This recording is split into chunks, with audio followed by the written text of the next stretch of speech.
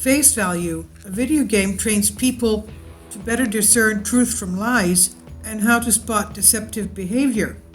This is by University of California, Santa Barbara. The most adept deceivers often don't present any of those signs, and further, the average observer's tendency to rely on such visual cues impedes their ability to tell when someone is lying or not. But those detection skills can be improved markedly with as little as 1 hour of training. All liars have classic tells: the lack of eye contact, the fidgeting, the overly elaborate stories, except they don't when they don't. In fact, researchers say the most adept deceivers often do not present any of those signs, and further, the average observer's tendency to rely on such visual cues impedes their ability to tell when someone is lying.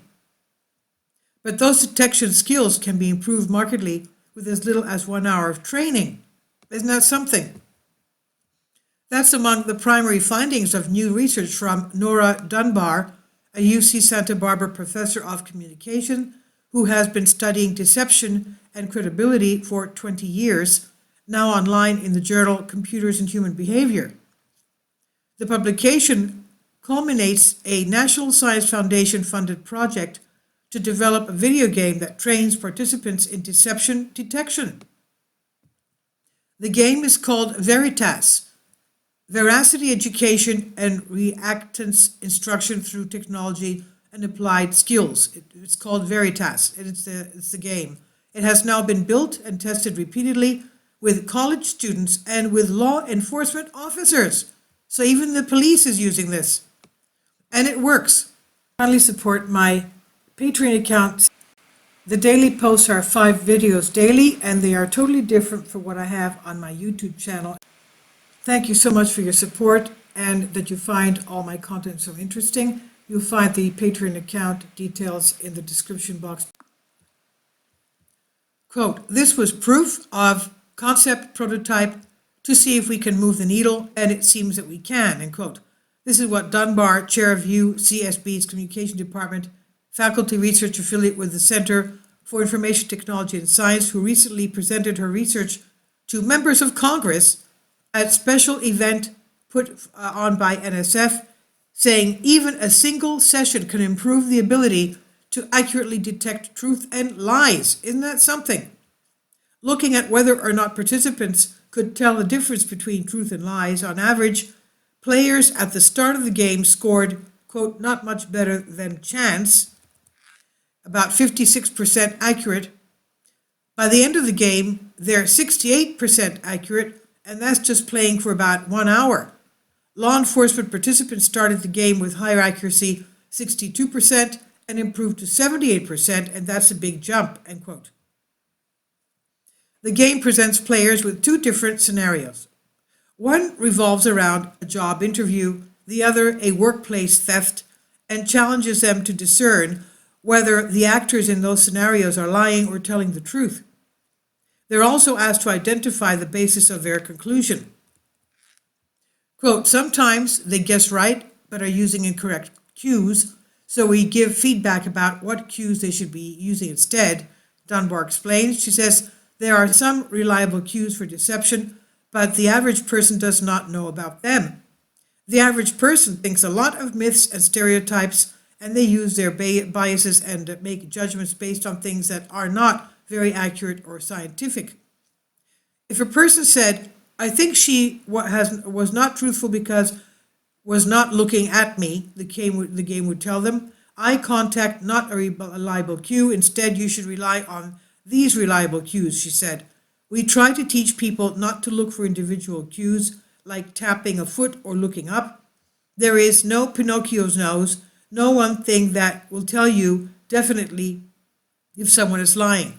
People will be different and do different things," end quote. Here's where the training comes in. Veritas improves knowledge of deception behavior, Dunbar said, by coaching participants to watch for clusters of cues or patterns. One such cluster, and potentially red flag, uncertainty, tension, and cognitive load. Call it a liar's trifecta. Quote, "Lying is cognitive difficulty. and cognitively difficult. And you have to think about what you know, what you already said, what the other person said, and if you're consistent. So liars will often indicate that they are thinking harder, Dunbar explained. They might repeat themselves a lot, or repeat your questions before answering, or wait longer to answer. Those are all cognitive load cues. A liar may show signs of uncertainty, or what we call a lack of embarrassment of their story, or of embracement of their story. They might seem tense, stiff, rigid, not gesturing much, like they're trying not to show anything. We call it freeze mode, and it's very unnatural. Dunbar said, there is no one cue that's our magic bean to tell us when someone is lying, but all these cues added up together, that's saying something. Intriguingly, when asked to assess statements made by actors in the game, most Veritas players defaulted to the same determination, truth. That commonality reflects what's known as truth bias, which is that we guess truth when we feel there is no good reason for suspecting lying. One interesting finding is that people tend to be better at detecting truthful statements because of that truth default, said Dunbar. She also is studying how people develop trust when they're lying as part of a multidisciplinary university research initiative grant funded by the Department of Defense.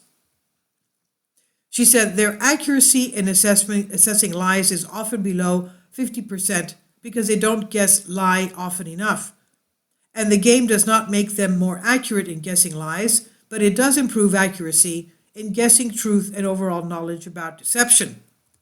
She said, we compared results from the game to those from PowerPoint lecture and found that with the game, people were more engaged, they were more motivated, they got better at detecting truth, and they improved their knowledge about deception detection, Dunbar said. So it holds a lot of promise in how to train people how to detect lies, which is why she hopes to expand it.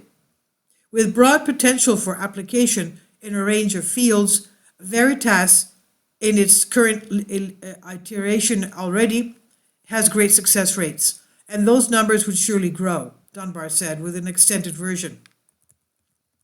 She said, if we get more funding, we would like to make more scenarios for the game. She said, lie detection is an important skill in the medical community. Doctors sometimes have trouble telling if patients are being truthful. Opioid seekers, for instance, I had someone contact me to say he wanted to use it for insurance fraud investigators.